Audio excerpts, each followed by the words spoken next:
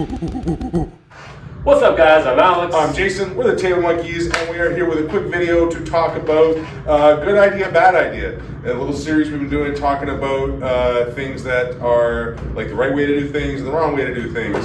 And in that video, we kind of displayed Devon's 3 rules. Rule number 1, be strong. Rule number 2, don't fight a losing battle. And rule number 3, do not take what's being given. So we wanted to elaborate on that a little bit and just kind of discuss those 3 rules, right? Yes. Now, rule number 1 doesn't need too much elaboration because everybody knows that arm wrestling, you got to be strong first. Yeah. Probably technical second. Yeah. Right? The point is, if you're not strong enough, you're not in the fight. But once you're strong enough, you're in the fight. So if you want to be in the fight, you got to be strong enough. So yeah, rule number 1: train. Don't sit on your ass and not train. Exactly. And that's kind of how we try to depict it in the video. Not that we're looking at you, Jacob. But anyway, so rule number 2 is don't fight a losing battle. This is harder to understand than rule number 1. This is the classic newbie mistake is feeling pressure, feeling something sticky, feeling resistance, and wanting to fight that resistance. And I can overcome that resistance. Exactly, like it's a weight in the gym. Yeah. When in fact you want to move around the resistance, find the path of least resistance. Exactly. Yeah. And that's how you find victory. Yeah, exactly. And doesn't mean that there aren't moments or times in arm wrestling where we are both going to be fighting for the same thing, and we are going to be going harder, and the stronger person or whoever tries harder is going to win.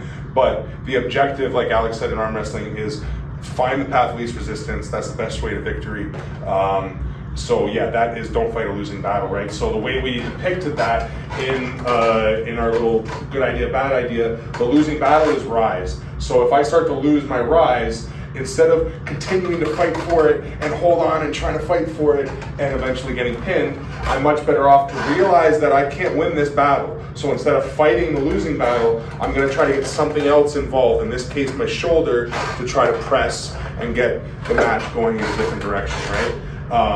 Another example might be like if so we both fight rise and he starts going to the side, I feel like I can't hold my pronation. If I could just try to hang on to it and hang on out here and eventually get top rolled, or I can give up my pronation and try to land a hook and keep myself in the match, right? So yeah, don't fight a losing battle. If you feel, that doesn't mean that you don't go there. You do have to try to win. Like the succession is rise first, then cut, then pronation. You want to try to win all those in those order. As soon as you feel like you can't win one, that's when you got to start playing chess. Exactly. And then the last one is don't take what's being given to you, which relates back to this last rule. Yeah. Because, for instance, if we're both top rolling again, let's say Jason is losing his rise and he starts to flop me, well, me taking what's being given is this. I'm taking this pronation. I'm taking his cup. And my cup, because I'm really giving up my cup, right? Taking his cup. And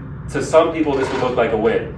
But we both know that this gives him access to his shoulder, and he's going to probably win that fight. Yeah. So I need to not take what's being given. I need to go around that problem and fight him this way, counter his press by coming in with my own press. Yeah. But because my rise is stronger, I should have the higher hand in this press battle, this hook battle, and have the advantage in that position. And this is the hardest rule because it's really hard to tell whether your opponent is giving something away or whether you're winning it over, right? Because it feels great like to overpower his pronation, but if he's just giving me his pronation to land his hook, like that's not going to be good, and I need to be able to kind of feel what's happening so I can go somewhere else.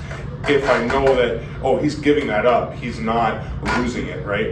And that's understanding the whole game and getting instinctual and understanding like what giving that up is. Like Alex says, if you're fighting for rise, you win the rise, and you feel somebody giving up their wrist, the chances are that you're not cracking their wrist. The chances, especially if they're a good arm wrestler and you're in a competitive match, if you're just better than them, then maybe you are just ripping through them, sure. But if it's a competitive match and you feel like you're really winning something all of a sudden, the chances are it's being given, right? And a good way to practice this and to learn all these different counters is with one of our drills, that hook, top roll, press drill. Yeah. Because then you learn how all of these relate to each other. So let's say I go top roll first. Yeah, and then I'm going to come in and try to hook, and then you press. Because that's like so don't post then, you're gonna, so if I come into hook, Alex is gonna top roll low hand. As I feel him low handing, I'm gonna press. As I go to press, he's gonna come in and hook. As he goes to hook, I'm gonna come out in low hand. As I go in low hand, he's gonna come in and flop, then I'm gonna come in and hook, come across, he low hands, I feel a low hand, I go to flop, right? And we just move back and forth on that pattern.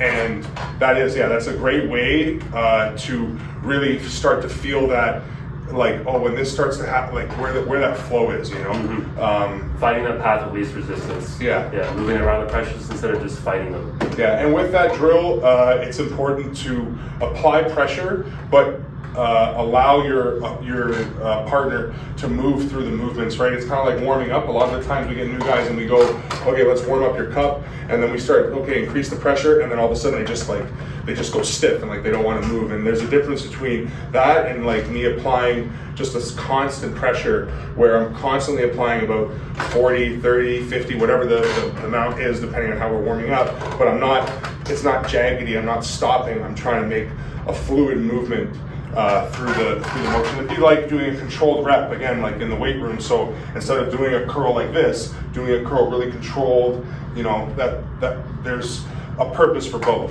And in that sense, you're making sure that the bicep is working through the entire range instead of just like flinging it up, and maybe the bicep was working for 20% of the movement. We want the same thing to be happening here with the wrist flexion, with the pronation. We want you to have control in that muscle through the entire range, and that's why. And that's how you're going to learn the movements, is by controlling the entire range, right? And then when it comes time for fight or flight, then if you've been controlling all those movements, they're just going to fire correctly. Like my Muay Thai coach back in the day used to always say, the guy that's in the corner just slowly throwing the same punch against the wall, that's the guy you worry about. The guy that's flailing away on the punching bag, like, don't worry about him. He's going to be exactly the same in the ring. The guy that's being all methodical, when it comes ring time, his punches and his kicks are going to be like arrows and bullets, like just accurate and pure power. And that's the same thing here. Again, like Alex said, it's not a lift, it's more like a strike. That's how I like to think of it. So all these moves, all these different things that you're trying to do in arm wrestling, think of it, like a strike. And it's that, once you get that movement and that flow really crisp, when fight or flight kicks in, if you train and you don't just sit on the couch, things are going to work for you. Anyway, that's the video. Ended up being a lot longer than we expected, but that's how it usually goes. So like the video, leave some feedback down in the comments, subscribe, all those things, and monkeys out. Peace.